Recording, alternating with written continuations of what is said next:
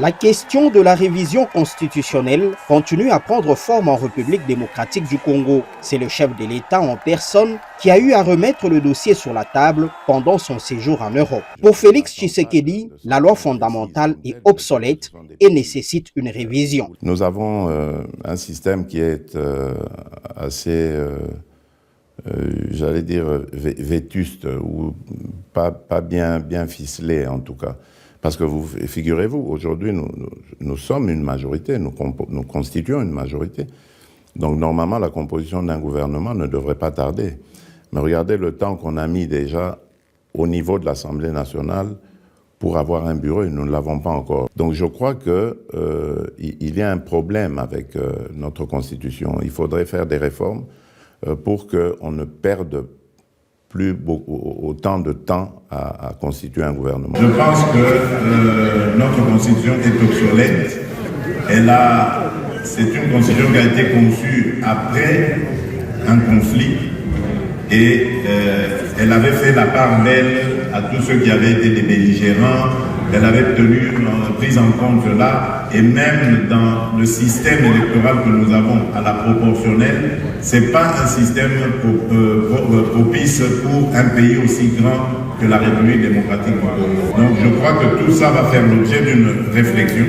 Je mettrai en place une commission nationale composée de plusieurs, qui serait multidisciplinaire en fait, et qui serait appelée à réfléchir sereinement sur la manière de nous doter d'une constitution digne de notre pays. En réalité, cette volonté de revoir la Constitution ne date pas d'aujourd'hui. Déjà en 2023, un groupe de députés nationaux avait même déposé une proposition de loi à l'Assemblée nationale pour revoir la Constitution du pays, notamment sur la durée du mandat présidentiel. 5 ans, c'est trop peu pour une mandature. Quand vous savez, quand le chef arrive, il y a presque une année qui est perdue avec tractation du gouvernement, avec contestation électorale. Et puis, la dernière année, c'est une année des tensions électorales. Ce qui veut dire qu'on travaille pendant 3 ans seulement, c'est pas suffisant. Des universitaires, des intellectuels et autres se réunissent sur cette question à l'occasion de l'anniversaire de l'adoption de cette loi fondamentale, avec en tête le professeur André Mbata, accusé d'être acteur majeur dans la volonté de revoir la Constitution, étant membre de l'UDPS. La Constitution, qui est l'œuvre de femmes et d'hommes mortels, subit également le poids de l'âge et est susceptible de modifications, de révisions ou de changements. Ces compatriotes-là, qui ont acquis cette autre nationalité, ils contribuent, ils font vivre des familles ici au pays.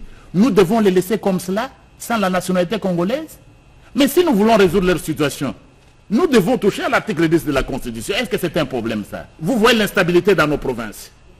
L'instabilité généralisée dans nos provinces parce que les gouverneurs sont élus par les députés provinciaux. Ce sera encore le cas. La corruption est massive pour se faire élire. Quelques députés suffisent pour qu'ils se réunissent là et puis ils montent motion de défiance, ils font partie d'un gouverneur. Ils passent tout le temps à corrompre les députés pour ne pas être défenestrés. Est-ce que ce système-là, on ne peut pas y réfléchir? Le fait pour le chef de l'État de revenir sur la nécessité de revoir la Constitution a créé un lever de bouclier et l'opposition voit en cette démarche la volonté pour Félix Tshisekedi de se cramponner au pouvoir, ce deuxième mandat étant théoriquement le dernier pour lui. C'est une contre-vérité. Pourquoi c'est une contre-vérité? Parce que cette constitution, nous l'avons depuis 2006, nous avons toujours fonctionné avec cette constitution, tous les gouvernements, les régimes de M. Kabila avec plusieurs gouvernements, on nous a jamais laissé entendre que c'est la constitution qui bloquait l'avancement du pays. Et au début de ces régimes, on nous a parlé du FCC qui bloquait la mise en place des actions imaginaires. Après le FCC, on a taxé tout le monde, Covid-19, la guerre en Ukraine. On nous a parlé de M. Kabila qui bloque les actions. On nous a même parlé de Katumbi qui bloquait les actions. Et aujourd'hui, on chute. Aujourd'hui, on nous parle de la Constitution qui est en train de bloquer, si vous voulez, la mise en place du gouvernement. Un grand étonnement pour nous qu'un président qui vient de prêter serment sur base de cette constitution trouve que cette constitution est mauvaise. C'est vraiment triste pour ce pays. alors que le pays est à fait à sang. On a encore bombardé hier, on a encore tué par-ci, par-là. On plonge le pays dans une crise profonde, on plonge le pays dans le chaos pour justifier un projet de modification de constitution qu'on veut réaliser. La question qui est soulevée actuellement par les régimes, c'est un arbre qui cache la forêt. C'est quoi la forêt? Ils veulent toucher à l'article verrouillé, mieux si vous voulez, aux points qui sont, aux matières qui sont verrouillées et codifiées à l'article 220. On nous parle notamment de la durée du mandat du chef de l'État, on nous parle du nombre du mandat du chef de l'État, on nous parle du mode d'élection présidentielle.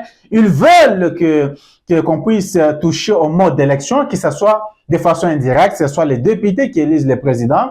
Vous êtes sans ignorer comment est-ce que les élections, notamment des gouverneurs et des sénateurs, se passent. Des accusations rejetées en bloc par le porte-parole du gouvernement, à Patrick Mouyaya. Pour lui, on ne peut pas conclure alors que la commission annoncée par le président de la République n'a même pas encore été mise sur pied. Je note justement une lecture politicienne parce qu'on veut faire une fixation sur une question pour laquelle le président de la République a déjà donné des réponses, à mon avis, suffisantes. En disant « ne faites pas des moi dictateurs », vous avez compris la profondeur de la pensée du président. Et donc ici, nous devons faire des réajustements, notamment sur la question du fonctionnement de province, de l'efficacité des assemblées provinciales. Au bout de 20 ans d'une constitution comme celle-là, nous sommes en droit de penser que nous devons réfléchir sur la suite. Vous avez suivi les questions notamment de compatriotes de la diaspora sur la nationalité, sur la double nationalité. C'est des questions qui nécessitent des réflexions profondes. Il faut dire que la question de la révision constitutionnelle a toujours été sensible en République démocratique du Congo. Depuis 2006, année de sa mise en vigueur, cette dernière a connu une modification à l'époque du régime Kabila et la réforme majeure qui y avait été ajoutée à l'époque, c'est l'organisation du scrutin présidentiel à un tour.